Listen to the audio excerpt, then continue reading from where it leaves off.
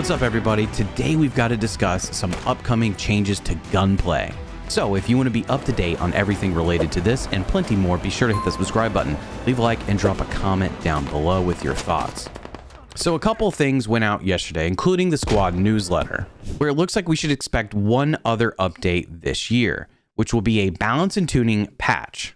Now, historically, I think this aligns pretty close to what we're typically used to. I think we usually get an update between like the end of October and before the new year. OWI also references the fact that there's been conversations about optimization and performance, something that they are still actively working on, but it won't be a part of 8.2. And based in the context around this, it appears that this will be something to be expected in 2025. But in terms of new content, it does look like they are continuing to work on anti-air and CAS helicopters. In fact, that is a part of playtesting, as well as the fact that the Loach heli for the WPMC is helping them gather some information about how these helicopters will play a role in squad. It also appears the Al Basra rework is going to be on the way next year, but we should get some more images soon. But something that I thought was exciting is that they do reference the fact that they have been messing around with some of the Eastern European biome assets. Does that mean we could see more maps updated in the near future for the Eastern European biome? I would hope so. That'd be really exciting to see, especially given what we've seen of the new Al Basra so far, because that looks really impressive. Now, by the end of the email, you get a note saying that there's going to be more information coming in mid-November. So that brings us to the live stream that happened yesterday. Over at twitch.tv/join-squad, you had the Zombie Siege, who was playing some Zombie Z, which is a zombie-based squad mod that you can get on the Steam Workshop, while giving us a few tidbits in terms of leaks and some things we can look forward to in the near future, including that they'll be doing a larger live stream on November 11th. That'll be a charity stream, which they hope to share more information about one very significant and large update coming to Squad, as well as more information around Squad 8.2. Now, 8.2 again appears to be the next update, so let's talk a little bit about what we got from the stream. But according to Siege, it looks like the US Marine Corps is going to get a new marksman rifle in the M39 EMR, which is exciting because I do think they needed a new weapon for that kit. But this is kind of small in comparison to what we may actually get with the update. In fact, the next thing that was shared just a little bit later is more significant, and I think it's going to appeal or be interesting to many of you, because it seems to be focused on gunplay adjustments, which, as many of you know, is a pretty hot topic when it comes to squad gameplay just generally.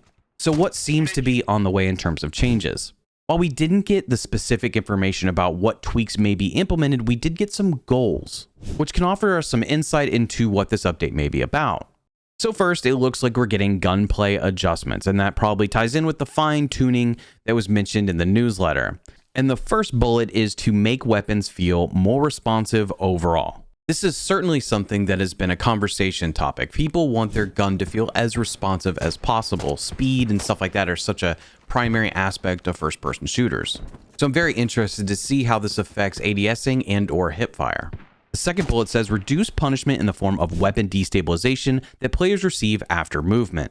Obviously, so much of your stabilization is based on your stamina. I'm interested to see how much this actually alters that. Because even when you're just changing positions, sometimes you end up in a situation where you need to pause for a brief second to try to regain stamina before re-engaging in that firefight. So it'll be interesting to see how much this changes.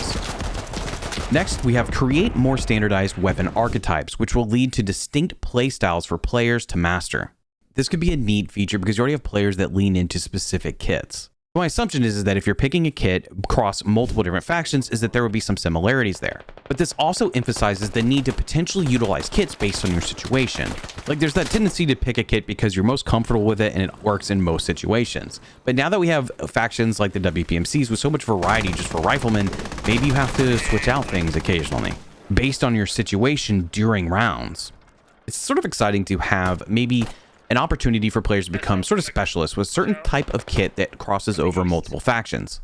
I also hope with this, maybe we can see more diversity in some of the weaponry down the road. Again, I lean on the WPMC faction and having somewhere like 9 different kits just for the riflemen, which gives you so much flexibility. And it's really fun to be able to pick things situationally, but man, the M14 is fun to operate. And I want to have that flexibility to switch from that to an assault rifle or the AK as needed. So could we get additional weapons with some factions or something like that? It'd be interesting to see how that plays out.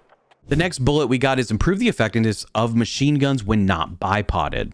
Now, I admit that I have very little experience operating infantry machine guns. Typically, if it's a machine gun and I'm on it, it's strapped to a vehicle or it's in a bunker. But I have heard folks that typically operate this sort of weaponry more frequently have some issues with it. And I think one thing that will be helpful is giving them a little bit more mobility. So if they're able to operate the weapon, again, a little more effectively, not bipoded, speeding up the process for which they can acquire and shoot would be good, while also maintaining some level of stability considering the recoil. The last change on this list is to improve the control of submachine guns in short distances, making them more ideal for close quarters and flanking. Now, I don't know about you guys, but I love the MP5 in the game.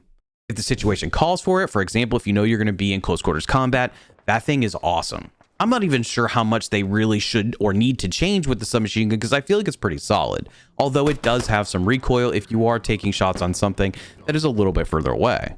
But I also feel like that's sort of the trade-off of picking that weapon anyway. Now, I think people are going to look at this and feel like they're pulling things away from the infantry combat overhaul, which I don't think is the case at all. That is not the point of these changes or tweaks. These are gunplay adjustments within the changes already made from the infantry combat overhaul. This aligns much more closely with what OWI has talked about in terms of making adjustments, fine-tuning things that apply to gunplay. And this alone seems to be one of the most significant updates I've seen for gunplay since the infantry combat overhaul released.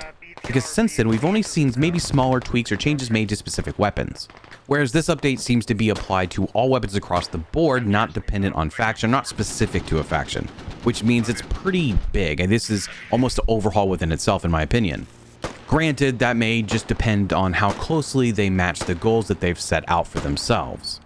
In addition to all this, it does seem like 2025 is shaping up to be a pretty significant year for Squad. Not only does it seem like we're going to get a really significant update in the near future, or sometime at least next year, that is going to be remarkable in the history of Squad, we're also getting things like the Al-Bazr rework and maybe other maps in the European theater at some point down the road. And of course, there's more CAS helicopters and anti-air. How does all that begin to affect gameplay? Because right now, with just the CAS helicopter for the WPMCs, there's just not enough for it to seemingly affect gameplay in a significant way, at least in my opinion. It can do a little bit, but as that begins to expand to other factions, what do we start to see? What are the trends that start to happen within the game itself? So I'd love to hear what you guys think of the goals they've set out for 8.2, and how much do you think it's really going to affect the gunplay in the game as it stands? My hope is that in the near future, maybe in the next couple of weeks, we can talk a little bit more about it further as information becomes available. But I felt like this was significant enough to share in some capacity so that you guys can get excited and start theorizing what might be on the way down in the comments below. And of course, if you want to be up to date on whatever may be coming down the road, hit the subscribe button, leave a like, and I'll see you guys next time.